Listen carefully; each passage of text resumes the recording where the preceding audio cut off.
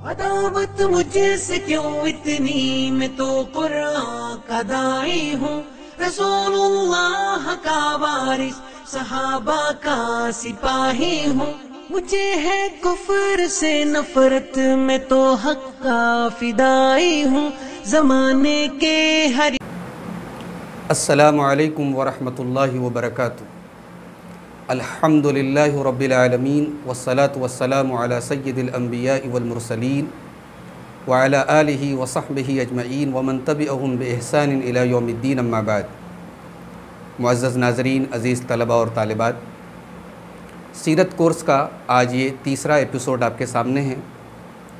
आज हम अल्लाह के नबी सल्लल्लाहु अलैहि वसल्लम की रिसालत के बाद की ज़िंदगी, जो इब्तिदाई ज़िंदगी थी, जब अल्लाह ताला रिसालत के बाद की जो इब्तिदाई ज़िंदगी थी, जब अल्लाह ताला ने आपको नबूवत अता फ़रमाई और उसके बाद आपने इस्लाम की दावत व तबलीग शुरू की, तो फिर क्या हालात पैदा हुए, कैसे लोग इस्लाम के अंदर आए और फिर कब अल्लाह के नबी ने खुल करके तबलीग करना शुरू किया, ये तमाम बातें हम आपके सामने ज़िक्र करेंगे।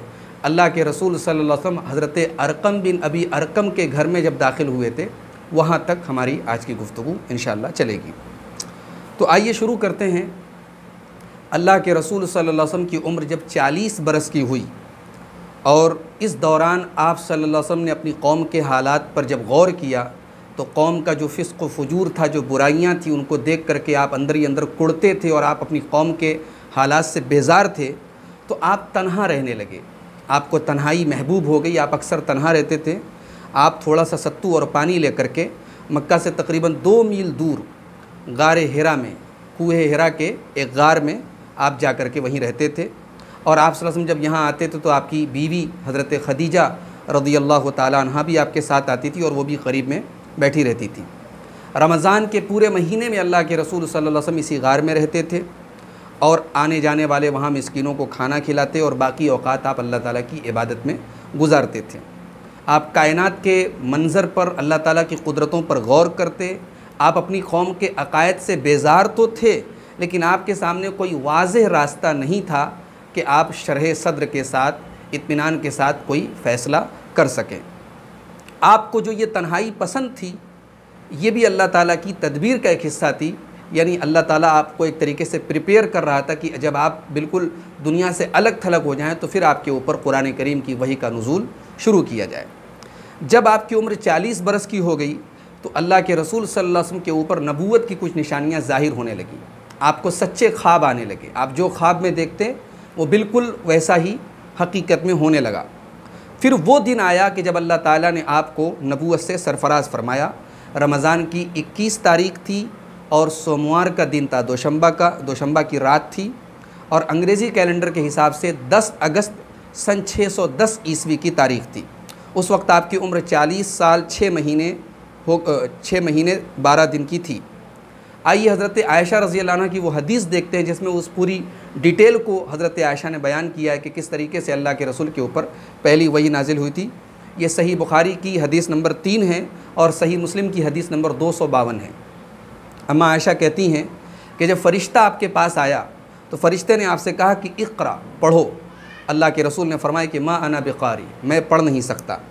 तो फ़रिश्ते ने मुझे पकड़ करके दबाया और बहुत ज़ोर से दबाया और उसके बाद उसने मुझे छोड़ दिया और कहा कि पढ़ो। मैंने दोबारा वही जवाब दिया कि मा अना बिक़ारी, मैं पढ़ नहीं सकता। उसके बाद फिर जो है उस फ़रिश्ते ने दूसरी मरतबा मुझे ज़ोर से पकड़ा और दबाया और फिर छोड़ करके फ़रमाया इक़रा, पढ़ो। मैंने कहा मा अना बिक़ारी, मैं पढ़ नहीं सकता। फिर तीसरी मरतबा उस फ़रिश्ते ने मुझे दबोचा और फिर छोड़ दिया और फिर कहा इक़रा बिस्मि रब्बिकल्लज़ी खलक़, खलक़ल इंसान मिन अलक़, इक़रा व रब्बुकल अकरम अल्लज़ी अल्लम बिल क़लम अल्लमल इंसान मा लम यअलम। ये सूरतुल अलक़ की इब्तिदाई 5 आयतें अल्लाह के प्यारे नबी सल्लल्लाहु अलैहि वसल्लम के ऊपर हज़रत जिब्राईल लेकर के आए और उन्होंने आपको ये पढ़ करके सुनाया। अम्मा आयशा कहती हैं फ़रजा बिहा रसूलुल्लाह सल्लल्लाहु अलैहि वसल्लम यरजिफ़ु फ़ुआदुहु। जब अल्लाह के रसूल सल्लल्लाहु अलैहि वसल्लम इस वही के नुज़ूल के बाद, इन 5 आयतों के नाजिल होने के बाद जब आप घर लौटे, तो आप काँप रहे थे, आपका दिल काँप रहा था। फ़दख़ल अला खदीजा बिन्त खुवैलिद, आप अपनी बीवी हज़रत खदीजा के पास आए और उनसे कहा कि ज़म्मिलूनी, मुझे कोई चादर उड़ाओ, कोई कंबल उड़ाओ। फ़ज़म्मलूहु, तो आपको कंबल उड़ाया गया, यहाँ तक कि आपकी घबराहट थोड़ी कम हुई। तो आपने हज़रत खदीजा से कहा कि मुझे क्या हो गया है, और फिर आपने हज़रत खदीजा को पूरी बात बताई और आपने फरमाया कि लक़द खशीतु अला नफ़्सी, ऐ खदीजा मुझे डर है अपनी जान का।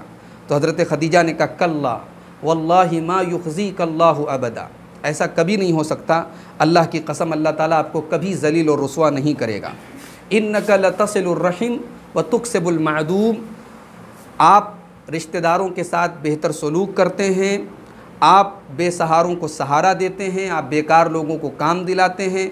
व तुक़रि ज़य्फ़ व तुईनु अला नवाइबिल हक़, आप मेहमानों की मेहमान नवाजी करते हैं, आप हक़ की राह में आने वाली मुसीबतों पर लोगों की मदद करते हैं। उसके बाद हज़रत खदीजा अपने एक चचाज़ाद भाई वर्क़ा इब्न नौफ़ल के पास आपको लेकर के गई। ये ईसाई थे और इब्रानी में लिखना जानते थे और इंजील को इब्रानी में लिखा करते थे और बूढ़े हो चुके थे, अंधे हो चुके थे। हज़रत खदीजा ने उनसे कहा कि ऐ मेरे चचा के बेटे, ऐ मेरे भाई, ज़रा अपने इस भतीजे की बात को सुनिए। तो हज़रत वर्क़ा ने कहा कि बताओ क्या बात है।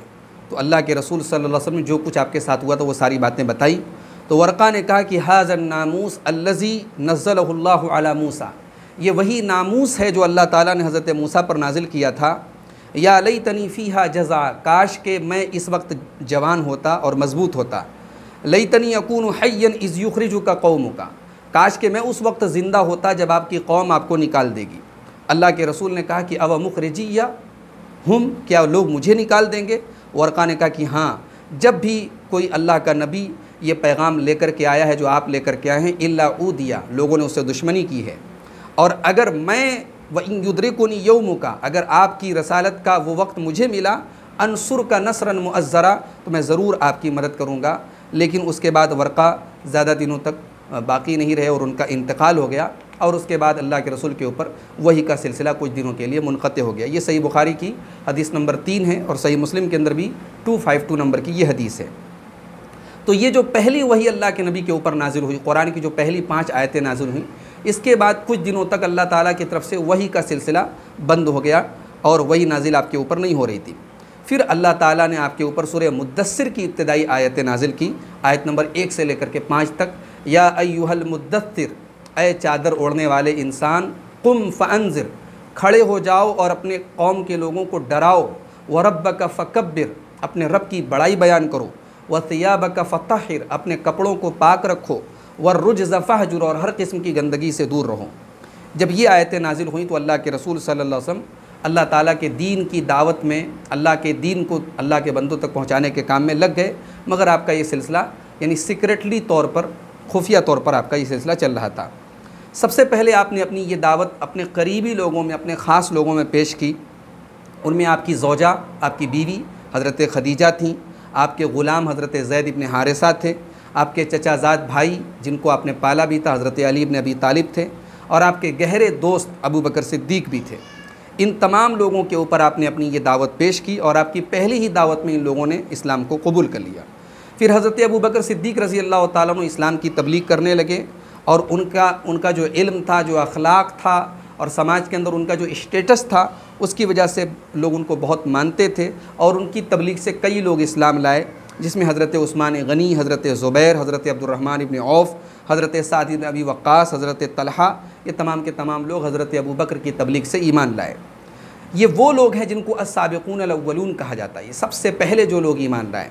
उसके बाद इन लोगों के बाद हज़रत अबू उबैदा, हज़रत अबू सलमा और उनकी बीवी उम्मे सलमा, हज़रत अरक़म बिन अबी अरक़म, हज़रत उस्मान इब्न मज़ऊन और उनके भाई क़ुदामा और अब्दुल्ला, इसी तरीके से हज़रत उबैदा इब्न हारिस इब्न मुत्तलिब, हज़रत सईद इब्न ज़ैद और उनकी बीवी हज़रत उमर की बहन फ़ातिमा बिनते ख़त्ताब, हज़रत खब्बाब बिन अरत, हज़रत जाफ़र इब्न अबी तालिब, और ये कई सहाबा थे जो इब्तिदा में इस्लाम लाए, जो अस्साबिक़ून अल-अव्वलून में से थे।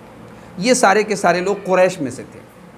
अगर गैर कुरैश की बात करें, कुरैश के अलावा दूसरे कबीलों की बात करें, तो उनमें हज़रत अब्दुल्ला इब्न मसूद, हज़रत मसूद इब्न रबिया, हज़रत अब्दुल्ला इब्न जहश, हज़रत बिलाल, हज़रत सुहैब, हज़रत अम्मार बिन यासिर, उनके वालिद यासिर, उनकी वालिदा सुमैया, आमिर इब्न फ़ुहैरा, इन लोगों का ताल्लुक़ कुरैश से नहीं था। ये लोग भी बिल्कुल स्टार्टिंग में ईमान लाए, यानी ये लोग भी अस्साबिक़ून अल-अव्वलून में शामिल हैं। ख़वातीन की अगर बात करें, हज़रत उम्मे ऐमन, हज़रत अब्बास की बीवी उम्मे फ़ज़ल, हज़रत अबू बकर की बेटी अस्मा, ये लोग बिल्कुल शुरू में ईमान लाए। ये जो सीक्रेट तबलीग हो रही थी खुफिया तरीके से, ये 3 साल तक ये सिलसिला चलता रहा। इस दौरान गिने चुने लोगों ने इस्लाम की दावत को कबूल किया, लेकिन आम मजमों में ओपन लोगों के सामने अल्लाह के रसूल अपनी दावत का इजहार नहीं करते थे। लेकिन कुरैश के लोगों को धीरे धीरे अल्लाह के नबी की दावत के बारे में मालूम हो चुका था और लोगों में बातें होने लगी थी और कुछ मोमिनों पर जुल्म व सितम भी शुरू हो गया था। लेकिन लोगों ने बहुत ज़्यादा तवज्जो नहीं दी, क्योंकि अल्लाह के नबी सल्लल्लाहु अलैहि वसल्लम अभी खुल करके उनके माबूदों के बारे में या उनके दीन के बारे में बात नहीं कर रहे थे। लेकिन जब अल्लाह के रसूल सल्लल्लाहु अलैहि वसल्लम के ऊपर ईमान लाने वालों की एक अच्छी खासी तादाद हो गई, तो अल्लाह ताला ने अब अपने नबी पर ज़िम्मेदारी डाली कि अब इस्लाम की तबलीग खुल करके कीजिए और लोगों को इस्लाम की दावत दीजिए। इस सिलसिले में सबसे पहले सूरह शुआरा की आयत नाजिल हुई। सूरह शुआरा की आयत नंबर 214, व अंदिर अशीरतकल अक़रबीन, ऐ नबी अपने करीबी रिश्तेदारों को डराओ। सूरह शुआरा की जो ये आयत है, इसका अगर हम कॉन्टेक्स्ट देखें, इसका सियाक़ व सबाक़ देखें, तो इसके पहले हज़रत मूसा का वाक़या है, फ़िरौन का जो अंजाम हुआ वो बताया गया है।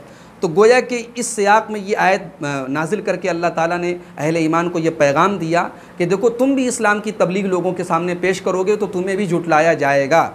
ये पॉसिबल है कि तुम्हें भी झुटलाया जाए, लेकिन झुटलाने वालों का अंजाम क्या हुआ ये तुम फ़िरौन वगैरह के अंजाम से अंदाज़ा कर सकते हो। जब ये आयत नाजिल हुई तो अल्लाह के नबी सल्लल्लाहु अलैहि वसल्लम जो अपना ख़ानदान था, जो आपके परदादा थे जद्दे आला हाशिम, उनका जो ख़ानदान था बनी हाशिम, उसके तमाम लोगों को बुलाया। कुछ लोग उसमें आपके परदादा के जो भाई थे मुत्तलिब, उनके ख़ानदान के भी कुछ लोग आ गए। तकरीबन 45 के करीब लोग इकट्ठा हो गए। अल्लाह के नबी सल्लल्लाहु अलैहि वसल्लम अभी कुछ बोलना ही चाह रहे थे कि इतने में अबू लहब बोल उठा और उसने कहा, देखो ये तमाम के तमाम लोग तुम्हारे ख़ानदान के लोग हैं, तुम्हारे चचा ज़ात भाई लोग हैं, तो इनसे बात करो मगर दीन से निकलने की बात मत करो। उसके बाद अबू लहब ने कहा कि देखो, एक बात याद रखो कि तुम्हारी कौम सारे अरब से मुकाबला करने की ताकत नहीं रखती है और तुम्हें पकड़ने का सबसे बड़ा हक़ मुझे हासिल है। तुम्हारे ख़ानदान के लोग तुम्हारे लिए काफ़ी हैं, लेकिन अगर तुम अपने गलत बात पर, जिस मज़हब की तुम तबलीग कर रहे हो, अगर तुम उस पर कायम रहे तो ये याद रखो कि कुरैश के सारे लोग तुम पर टूट पड़ेंगे और बाकी अरब के लोग भी उनकी मदद करेंगे। और मैं नहीं समझता कि अगर तुमने ऐसा किया तो अपने ख़ानदान के लिए तुम बहुत बड़ी मुसीबत मोल ले लोगे। अल्लाह के रसूल अबू लहब की ये बात सुन करके खामोश हो गए और आपने उस मजलिस में कोई बात नहीं की।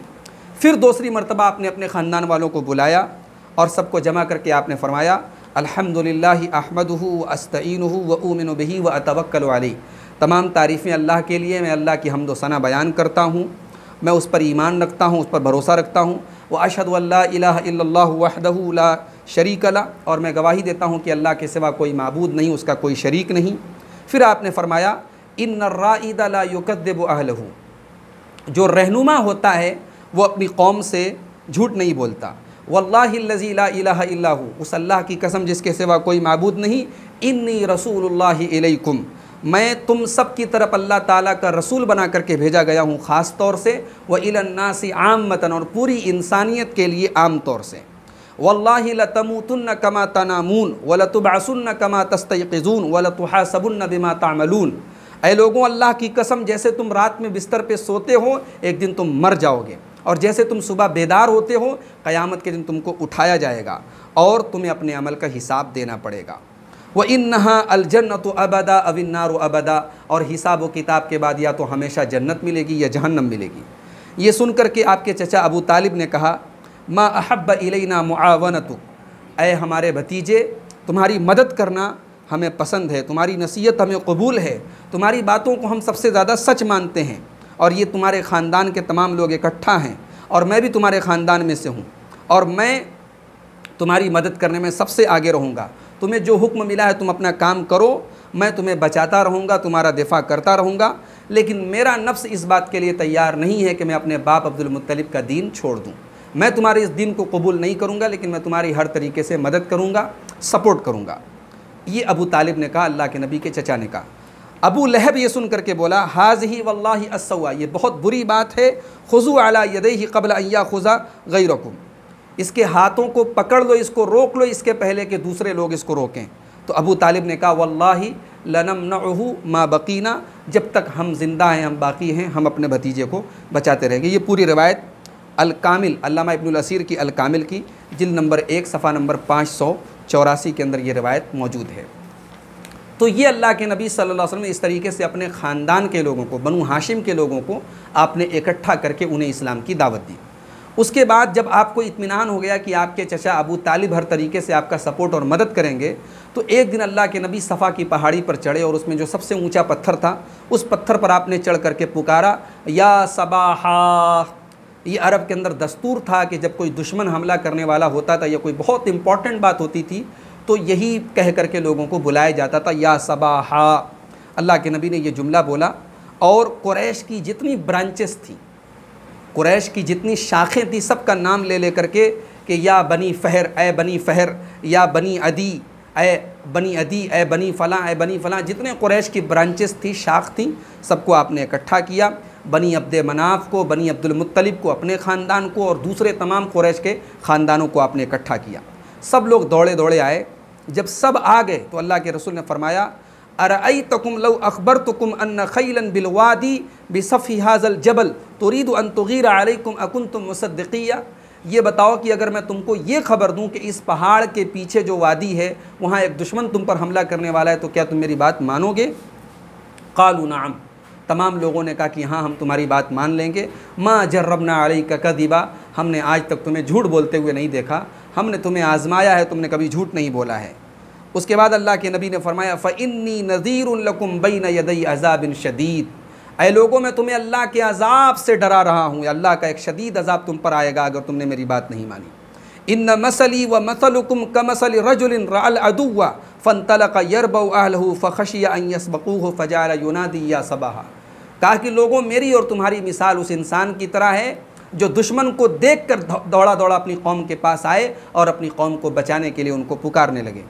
उसके बाद आपने कुरैश के एक एक कबीले का नाम लेकर के कहा, या बनी फ़लाँ, या बनी फ़लाँ, ए फ़लाँ कबीले के लोगों, ए फ़लाँ ख़ानदान के लोगों, इश्तरू अनफुसकुम मिनन नार, इश्तरू अनफुसकुम मिनल्लाह, अल्लाह के अज़ाब से अपने आप को बचा लो। अनक़िज़ू अनफुसकुम मिनन नार, अपने आप को जहन्नम के अज़ाब से बचा लो। मैं तुम्हें अल्लाह के मुकाबले में कोई नफ़ा और नुकसान नहीं पहुँचा सकता, मैं तुम्हारी कोई मदद नहीं कर सकता। उसके बाद आपने अपने दादा अब्दुल मुत्तलिब की ख़ानदान का नाम लिया, अपने चचा अब्बास का नाम लिया, अपनी फूफी सफ़िया का नाम लिया, यहाँ तक कि अपनी साहबजादी अपनी बेटी हज़रत फ़ातिमा का नाम लिया, और सबका नाम लेकर के आपने कहा कि अपने आप को जहन्नम के आग से बचा लो। मुझसे माल मांगो, मैं माल दे सकता हूँ, लेकिन मैं तुम्हें अल्लाह के अज़ाब के मुकाबले में तुम्हें कोई नफ़ा और नुकसान का मालिक मैं नहीं हूँ। गैर अन्न लकुम रहीमन सअबुल्लुहा बिबिलालिहा, तुमसे जो रिश्तेदारी है वो मैं अदा करूँगा, रिश्तेदारी का फ़र्ज़ निभाऊँगा, मगर मैं अल्लाह के अज़ाब से तुम्हें नहीं बचा सकता। अल्लाह के नबी का ये पूरा पैगाम तमाम कुरैश के जितने लोग आए थे उन लोगों ने सुना, और उसके बाद वो लोग वहाँ से मुंतशिर हो गए और उन्होंने कोई रिएक्शन ज़ाहिर नहीं किया, कोई रद्द अमल ज़ाहिर नहीं किया, सिवाय अबू लहब के, जो आपका चचा था। अबू लहब अल्लाह के नबी के सामने आया और उसने कहा, तब्बन लका साइरल यौम लिहाज़ा जमाअतना, अय मोहम्मद, तेरे लिए पूरे दिन बर्बादी हो, क्या तूने हमें इसलिए जमा किया था? नऊज़ुबिल्लाह। उसके बाद अबू लहब के ऊपर अल्लाह ताला ने कुरान की आयत नाजिल की, तब्बत यदा अबी लहब। बहरहाल अल्लाह के नबी के इस पैगाम के बाद पूरे मक्का में आपकी बात गूंज उठी, और उसके बाद अल्लाह ताला की तरफ से सूरह हिज्र की आयत नंबर 94 नाजिल हुई, फ़स्दा बिमा तुअमर व आरिज़ अनिल मुशरिकीन। ऐ नबी, आपको जिस बात का हुक्म दिया गया है अब उसका ऐलान कर दीजिए और मुशरिकों से अलग थलग हो जाइए, मुशरिकों से बेजारी का इजहार कीजिए। अब अल्लाह के नबी सल्लल्लाहु अलैहि वसल्लम खुल करके मजमे आम में, ओपन पब्लिक प्लेसेस में आप इस्लाम की तबलीग करने लगे, सबके सामने हरम में नमाज़ पढ़ने लगे, और आपकी दावत पर अब मज़ीद लोगों ने इस्लाम कबूल करना शुरू किया। एक एक करके लोग इस्लाम में दाखिल हो रहे थे, और जब घर में कोई एक आदमी मुसलमान होता था और उसके घर में बाकी लोग मुसलमान नहीं होते तो घर में एक नफ़रत का और अदावत का माहौल भी होता था। ये तमाम हालात चल रहे थे। उसके बाद इत्तेफाक से चंद महीने गुजरे थे कि मौसम हज करीब आ गया, हज का सीज़न करीब आ गया। अब कुरैश के लोगों को बड़ी फ़िक्र हुई कि हज में तो सारे अरब से लोग आएंगे और मोहम्मद सल्लल्लाहु अलैहि वसल्लम उनके सामने इस्लाम की तबलीग पेश करेंगे, और उनकी बातों से लोग बहुत जल्दी अट्रैक्ट होते हैं, मुतासिर होते हैं, तो उनको कैसे रोका जाए। तो कुरैश के लोगों में एक बड़ा ही होशियार और समझदार आदमी माना जाता था वलीद इब्न मुगीरा। कुरैश के तमाम लोग वलीद इब्न मुगीरा के पास इकट्ठा हुए और उससे कहा कि कोई ऐसी राय बताओ कि हम जब हज के लिए लोग आएँ तो हम उनके सामने मोहम्मद के बारे में वो बातें पेश करें सल्लल्लाहु अलैहि वसल्लम। तो वलीद ने कहा कि देखो ऐसा करो कि तुम लोग सब लोग इत्तेफाक करके कोई एक बात पेश करो ताकि वही बात कही जाए, लोगों की बातें अलग अलग ना हों। तो लोगों ने वलीद से कहा कि तुम ही कोई बात बताओ। तो वलीद ने कहा नहीं, तुम बताओ, मैं सुनूंगा। तो लोगों ने कहा कि एक काम करते हैं कि हम लोग जो है ये कहेंगे कि मोहम्मद सल्लल्लाहु अलैहि वसल्लम काहिन हैं। काहिन बोलते थे दौर जाहिलियत में, जो मुस्तकबिल की बातें बताते थे, फ्यूचर की बातें बताते थे, और उनके पास यानी एक सिफली इल्म कह सकते हैं होता था, शैतानी इल्म होता था, उसको काहिन कहते थे। तो वलीद ने कहा कि नहीं, अल्लाह की कसम वो काहिन नहीं है, हमने काहिन को देखा है। काहिन जिस किस्म की बातें करते हैं वो उस तरीके की बातें ये नहीं करते। फिर कुरैश के लोगों ने कहा अच्छा हम इनको मजनू कहेंगे, हम कहेंगे इनको जुनून तारी हो गया, पागल हो गए ये। तो वलीद ने कहा नहीं, पागलों के जिस्म में के ऊपर जो असरात होते हैं, उनके बदन की जो, उनकी बॉडी की जो लैंग्वेज होती है वो मोहम्मद सल्लल्लाहु अलैहि वसल्लम की लैंग्वेज नहीं, तुम्हारी ये बात लोग नहीं मानेंगे। कहा तो एक काम करो, हम शायर कहेंगे। वलीद ने कहा नहीं, शायरी हमसे ज़्यादा कौन जानेगा, हर किस्म की शायरी की हर कैटेगरी को हम लोग जानते हैं, मोहम्मद का कलाम शायर ही नहीं है, तुम्हारी ये बात भी लोग नहीं मानेंगे। फिर ये हुआ कि एक काम करते हैं, हम जादूगर कहेंगे, साहिर कहेंगे मोहम्मद सल्लल्लाहु अलैहि वसल्लम को। तो वलीद ने कहा कि नहीं, जादूगरों का जो मंत्र होता है, जो वो कुछ वो पढ़ते हैं, उनके जो गिरों पर जो फूंक मारते हैं, वो तमाम बातें हम जानते हैं। मोहम्मद सल्लल्लाहु अलैहि वसल्लम का कलाम वैसा भी नहीं है, बल्कि वल्लाहि इन्ना लिक़ौलिही लहलावा व इन्ना अलैहि लतलावा, उनकी बातों में एक अलग मिठास और एक अलग ताज़गी है। व इन्ना असलहु लअदक़ व इन्ना फ़रअहु लहना, उनकी बातों की जड़ के अंदर भी मिठास है और उसका ऊपरी हिस्सा भी जो है वो बेहतरीन है। यानी इनकी बातें सबसे अलग हैं, ना जादू की कैटेगरी में आएंगी, ना शायर की कैटेगरी में आएंगी, तुम क्या कहोगे। तो उसके बाद लोगों ने वलीद से कहा कि तुम ही कुछ बताओ, फिर हम क्या कहें। तो वलीद ने कहा कि ऐसा करते हैं, सबसे बेहतर बात यह है कि हम लोगों से कहेंगे कि ये जादू के जैसी बात लेके आएँ। जा अबी कौलिन हुआ सेहरुन, मोहम्मद सल्लल्लाहु अलैहि वसल्लम जादू के जैसी बात कहते हैं और ऐसा जादू पेश करते हैं कि आदमी को और उसके बाप को, आदमी को और उसके बेटे को, आदमी को और उसकी बीवी को, उसकी फैमिली को अलग कर देते हैं। इनके पास ऐसा जादू है, ऐसी जादुई बात है, ये जादू वाली ऐसी बात करते हैं कि लोगों को उनके फैमिली से अलग कर देते हैं। तो इसी बात पर इत्तेफाक हो गया कि मौसम हज में जब लोग आएंगे तो हम उनसे यही बात कहेंगे। चुनांचे जब मौसम हज आया और पूरे अरब से लोग हज करने के लिए इकट्ठा हुए, तो अल्लाह के नबी सल्लल्लाहु अलैहि वसल्लम लोगों के मजमे में जाते और लोगों को इस्लाम की दावत पेश करते, तौहीद के बारे में बताते, शिर्क का रद्द करते, और मुशरिकीन अपना प्रोपेगंडा भी करते रहते। ख़ास तौर से अल्लाह के नबी का जो चचा था अबू लहब, वो पीछे पीछे आपके जाता था। अल्लाह के नबी जो मक्के के जो बाज़ार थे, ओकाज़ का बाज़ार था, इसी तरीके से मजन्ना का बाज़ार था, जुल्मजास का बाज़ार था, इन बाज़ारों में जा कर के आप इस्लाम की दावत पेश करते और आपका चचा अबू लहब आपके पीछे पीछे रहता और कहता ला तुतीऊहु, लोगों इसकी बात मत मानना, फ़इन्नहु साबिउन कज़्ज़ाबुन, ये बेदीन हो गया है, झूठा है ये। अल्लाह के नबी का चचा अबू लहब आपके इस तरीके से आपकी तरदीद करता। बहरहाल लोगों ने अल्लाह के नबी की बात सुनी और इसी हज के मौसम से जब लोग अपने अपने इलाके में लौटे तो एक तरीके से अल्लाह के रसूल की रिसालत का पूरे अरब में चर्चा हो गया। अब उसके बाद मुशरिकीन ने अल्लाह के नबी सल्लल्लाहु अलैहि वसल्लम के मिशन को रोकने के लिए और इस्लाम जो दिन ब दिन फैल रहा था और अल्लाह के नबी के फॉलोअर्स दिन ब दिन बढ़ रहे थे, इस पूरी कोशिशों को रोकने के लिए उन्होंने तरह तरह के हरबे और तरह तरह की तदबीरें आजमाई, तरह तरह के तरीक़े आजमाए। उसमें एक तरीका उनका ये था कि वो अल्लाह के नबी का मजाक उड़ाते थे। कभी कहते ये मजनू है नऊज़ुबिल्लाह, कभी कहते ये शायर है नऊज़ुबिल्लाह, कभी कहते ये जादूगर हैं। कालू या अय्युहल्लज़ी नुज़्ज़िला अलैहि ज़िक्रु इन्नका लमजनून, सूरह हिज्र की आयत नंबर 6 में अल्लाह ने फरमाया कि मक्के वाले अल्लाह के नबी से कहते थे ऐ वो शख्स जिसके ऊपर कुरान नाजिल हुआ, यानी कुरान को वो मानते नहीं थे लेकिन मजाक में और हकारत में कहते थे ऐ जिसके ऊपर कुरान नाजिल हुआ तू तो मजनू है नऊज़ुबिल्लाह, तू तो पागल हो गया है। तो इस तरीके से वो अल्लाह के नबी का मजाक उड़ाते थे। एक तरीका ये था कि वो अल्लाह के नबी के ख़िलाफ़ झूठे प्रोपेगंडे करते थे। कभी कहते अज़गास व अहलाम, ये तो उल्टे सीधे किस्से कहानियाँ सुनाता है, ये तो ख्वाबों में जो बातें होती हैं उस तरीके की बातें करता है। कभी कहते इन हाज़ा इल्ला इफ़्कुन इफ्तरा, इसने तो झूठ गढ़ रखा है, व आनहु अलैहि कौमुन आखरून, और दूसरे मज़हब के लोगों से मिल करके ये इस तरीके की बातें बना के पेश कर रहा है। कभी कभी कुरैश के लोग जो है उनका एक तरीका ये भी था कि कुरान को सुनने से वो लोगों को रोका करते थे। कुरान जहाँ अल्लाह के नबी बैठ करके कुरान पढ़ने लगते वहाँ के वो सीटी मारने लगते, ताली बजाने लगते ताकि लोग कुरान को न सुने। और उनका एक नारा था सूरह हामीम सजदा की आयत नंबर 26 में अल्लाह ने फरमाया वक़ालल्लज़ीना कफ़रू ला तस्मऊ लिहाज़ल क़ुरआन वल्ग़ौ फ़ीहि लअल्लकुम तग़लिबून। काफिरों ने कहा कि इस कुरान को मत सुनो और जब कुरान पढ़ा जाए तो लग़्व काम करो, बेहुदा काम करो ताकि तुम गालिब आ जाओ। इसी तरीके से मुशरिकीन में एक आदमी था नज़र बिन हारिस। ये जो है ईरान के जो किस्से कहानी थे रुस्तम की और इस्फंदियार वगैरह के, वो किस्से कहानी ला ला करके लोगों को सुनाता था। और बाज़ रिवायात में किसने एक लौंडी खरीदी थी और जिसके बारे में ये सुनता था कि वो अल्लाह के नबी की बातों को सुनता है और उसके ऊपर ईमान लगता है, उसको पकड़ करके अपनी लौंडी के ज़रिए वो किस्से कहानी उसको सुनवाता था। तो ये तमाम तरीक़े मक्का के मुशरिकीन ने अल्लाह के नबी के मिशन को रोकने के लिए आज़माए हैं। और जब ये सारे तरीक़े काम नहीं करे, इन सारे तरीक़ों से उनका काम नहीं बना, ये कारगर साबित नहीं हुए, तो फिर उन्होंने यानी फ़िज़िकल तकलीफ़ पहुंचाने का काम शुरू किया। अल्लाह के नबी के सहाबा को, जो ख़ास तौर से गरीब और कमज़ोर सहाबा थे, उनको सताने का काम शुरू किया। जो ताकतवर होते, मुअज़्ज़ज़ लोग होते, उनको तो ज़ाहिर है कि डायरेक्ट नहीं सताते थे, लेकिन उनको जो है बुरा भला कहते, उनको धमकी देते। लेकिन जो गरीब तबका था और अल्लाह के नबी के ऊपर ईमान लाने वालों में उनकी बड़ी तादाद थी, गरीब या ग़ुलाम जो लोग थे, उनको बहुत सताया जाता था। हज़रत उस्मान गनी रज़ी अल्लाह तआला अन्हु को उनका चचा खजूर के पत्तों की चटाई में लपेट कर नीचे से धूनी दिया करता था।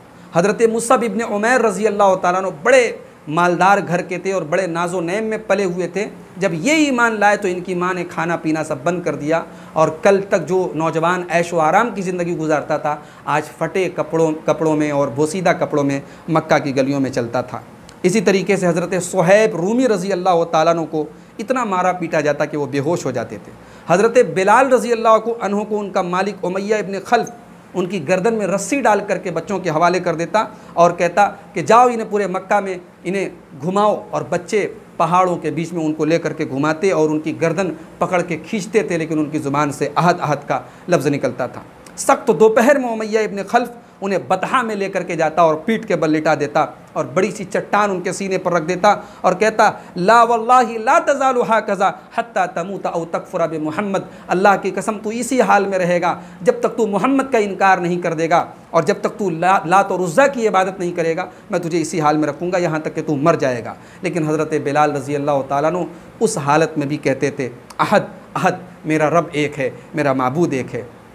हज़रत अबू बकर रज़ी अल्लाह तआला अन्हु ने इस तरीके हज़रत बिलाल को ख़रीद करके आज़ाद किया और इस तरीके से कई ग़ुलामों को ख़रीद करके आज़ाद किया। हज़रत अम्मार बिन यासिर, इनका ताल्लुक़ कबीले बनु मखज़ूम से था और ये कबीले बनु मखज़ूम के ग़ुलाम थे। ये और इनके वालिद यासिर और इनकी वालदा सुमैया, इस पूरी फैमिली को सताया जाता था। और अबू जहल माफ़ कीजिएगा, इनको सताने में सबसे आगे रहता था। इनको वादी अबतह में लेके जाता और सख्त धूप में इनको जो है तकलीफ़ें देता। अल्लाह के नबी एक आध मरतबा गुज़रे वहाँ से और आपने कहा सब्रन आल यासिर फ़इन्न मौइदकुमुल जन्ना, ए आल यासिर सब्र से काम लो, इंशाअल्लाह तुम्हारे लिए जन्नत का वादा है। और इन्हीं तकलीफ़ों और इन्हीं परेशानियों में हज़रत अम्मार के वालिद हज़रत यासिर का इंतकाल हो जाता है और उनकी जो वालदा थी सुमैया बिनत खय्यात, अबू जहल ने उनके शर्मगाह में बर्छी मार करके, नेज़ा मार करके उन्हें बड़े ही दर्दनाक तरीके से शहीद किया। और हज़रत सुमैया इस्लाम की पहली खातून शहीद हैं, पहली औरत हैं जो अल्लाह की राह में शहीद हुई। इसी तरीके से सहाबा किराम को सताया जाता था, तकलीफ़ें दी जाती थी। उनमें से कई ग़ुलामों को हज़रत अबू बकर ने ख़रीद करके आज़ाद किया और उन्हें तकलीफ़ों से निजात थी। डायरेक्ट अल्लाह के नबी सल्लल्लाहु अलैहि वसल्लम को लोग, ज़ाहिर है कि अल्लाह के नबी का एक मकाम था और अल्लाह के नबी के ख़ानदान का भी एक असर था, इसलिए अल्लाह के नबी को डायरेक्ट लोग तकलीफ़ नहीं पहुंचा पाते थे।